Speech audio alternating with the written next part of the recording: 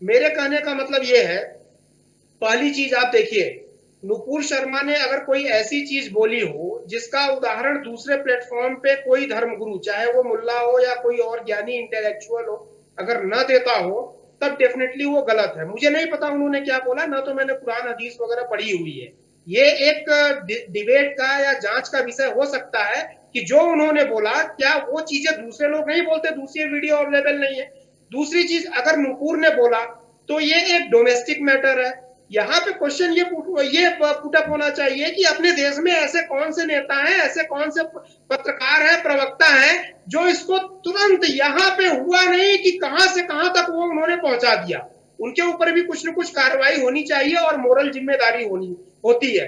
आरोप कितना भी गंभीर हो नुपुर के ऊपर या किसी के भी ऊपर, उसका जो जस्टिफिकेशन होगा, जो न्याय होगा, एज पर इंडियन कोर्ट होगा, न कि अमेरिका के कहने पे और ओआईसी के कहने पे होगा। वो दैट इज नॉट ओआईसी, उसकी कुव्वत को मैं जानता हूं। अब फ्रांस ने किया था और इन्होंने इनको जो उखाड़ना था वो उखाड़ लिया ओआईसी ने।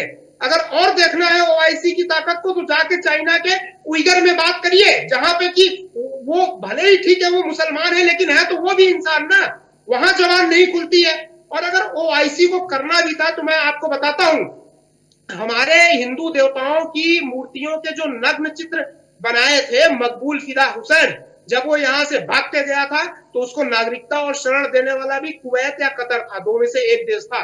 तो क्या वो उस पर माफी मांगेंगे? आज तालिबान ने भी जो है ट्वीट किया है, लेकिन सब बेलहजों में उन्होंने किया है। तालिबान से जरा पूछिए, 100 चूहे खा के बिल्ली खाने चली तुम, हज करने चली हो तुम, बामियान में बुद्ध की मूर्ति को किसने गिराया था? तालिबान को शर्म है अपने ट्विटों पे?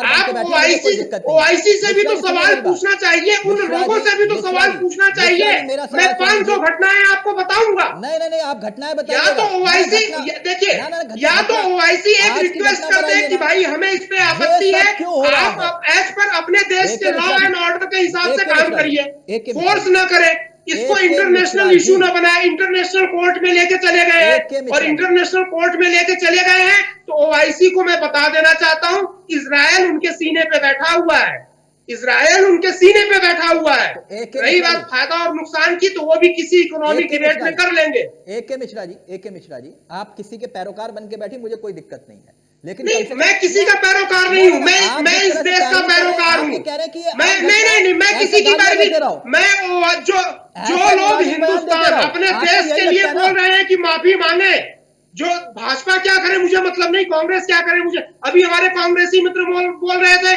कि भाई मोदी माफी मांगे, मोदी जी माफी मांगे। ठीक है, आप प्रेशर बनाइए। मैं बोलता हूं, जब सरदारों का जो है, सरदारों के साथ अन्याय हुआ था तो माफी प्रधानमंत्री ने मांगी थी कि कांग्रेस के अध्यक्ष ने मांगी थी?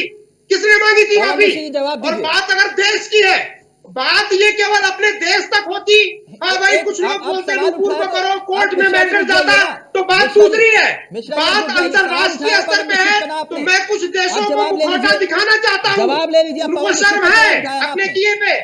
पावन दीक्षित की तरफ